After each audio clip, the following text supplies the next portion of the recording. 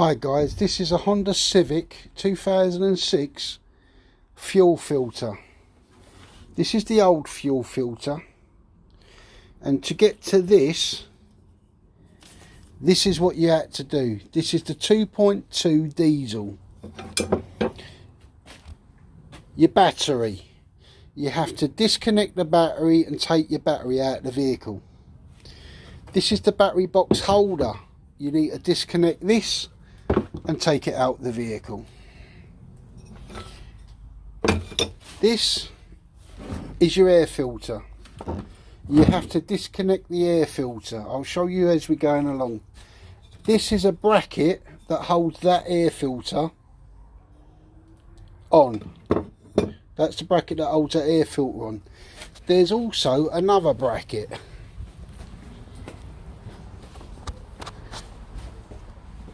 And this is the bracket.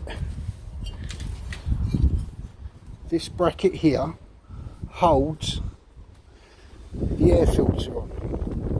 What you do to get to it, this is what we had to do. As I said, we removed the battery,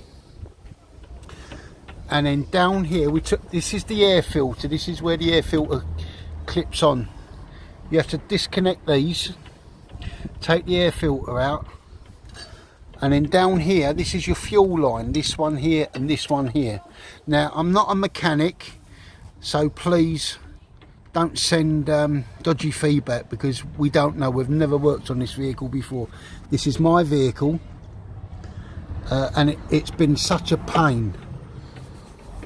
Anyway, my son managed to get this out of here, because that's where it was located, and the fuel filter is located behind there. When we go to put it back, I will show you guys how it goes, because they're 12mm. In here you've got 12mm nuts, bolts, or whatever you want to call them, and they hold, oh, what have I just dropped? I've dropped something. And did you find that nut? No. Right, and they hold that on. So I'll go back to the fuel filter. He's obviously dropped a nut, so we can't seem to find it. But we'll have a look at it later. Anyway, this is the fuel filter. To get to the inside of this fuel filter, there's two bolts, which is here and here. And you need a 12mm ring spanner, which is, can we see it? Hang on a minute, can we see the 12mm? Where's the 12mm? Can you see it? That should be 12mm. Well, anyway, it's a 12mm which goes on here, yeah? So they come off. To get this off, you have to unscrew the top of this. This just unscrews, so it rotates round. This is the new filter that I've put in. As you can see, it's nice and clean. And this is the filter we pulled out of it, which is filthy dirty. It's absolutely black under there. Okay, so what I'm in the process of doing now is putting back the fuel filter, but my son's lost one of the nuts that holds it. So I may have to disconnect the video and go and look for the nut and then come back to it. Oh yes, on the bottom, I'll show you as well. On the bottom of the fuel filter there's a hole. Within that hole there's this part.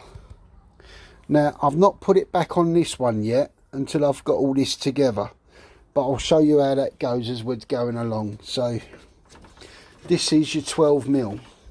So I've got the 12mm socket, which I can use for this side, yeah, and I've got the 12 ring spanner, which I use for this side, because the socket can't go in there because this pipe's in the way. So I have to use this. There's always something with these motors. I don't know why, but I think they're trying to test you throughout your experience. As I say, we're not mechanics. We know a little bit, but we don't know a heck of a lot. So there's probably somebody else out there that knows a better way of putting it. But I've been on YouTube and I cannot find what I want done on YouTube. So if anybody else has this problem and they want to find out, at least you've got a video now on YouTube that shows you a 2006, it's a 2006 HD Turbo, I think it's called, Hyundai, and it's a 2.2 litre. This piece here goes into the bottom, just in here. So all you're doing is you're twisting it. I've already put oil on the seals. Oh, well, that was lucky. So I've already put oil on the seals. It's a bit hard doing it with one end.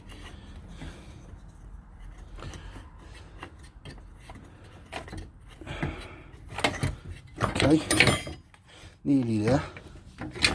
Actually, thinking about it, I should have took that out of there. See, not knowing what to do, I don't know whether that's going to be tight enough. So if you bear with me, I'll come back to you, because this is getting a bit hard to do with one end. I'll be back in a mo.